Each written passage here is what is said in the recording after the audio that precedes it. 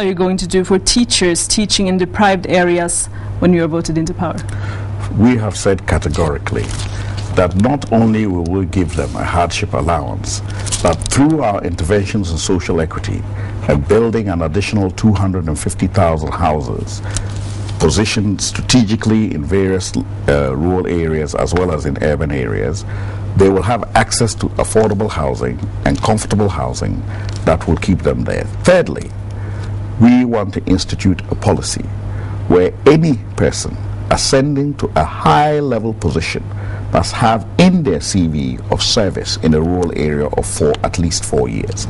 So the onus is on them. If they want to go up the ladder, they have to go down there and serve in rural areas. Thank you for keeping to point. Then I have time for one more question from the viewers, from Charles Kudsawa.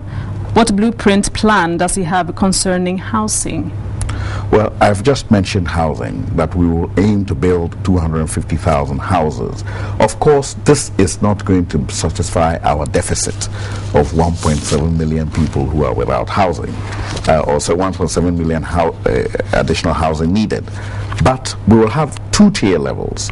One, the affordable housing bracket, and then two, we will look at renewing urban areas, regeneration of urban areas, by using the vertical space in our inner city areas.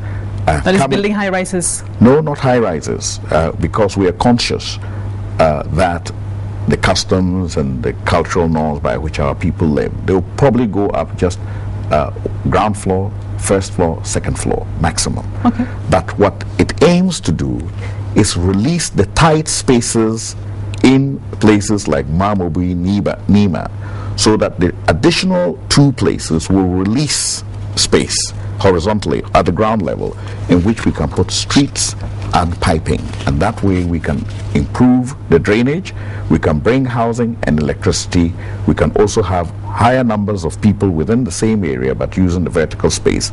And we will go into joint ownership with the landlords so that the tenancy system can be regulated, where because we're joint owners, rents will be set at reasonable levels, and the issue of paying 2 years rent in advance will not come up anymore. And the landlords will have more people to take rent from, better income than they have now, so it's a win-win situation. And what we will do is not attempt to do this all at once, but we will take concentric rings around. And in our term of office, we can tell you, well, within this period, we complete 1 or 2 rings. Another government comes, it does 1 or 2 rings. And this is why we have advocated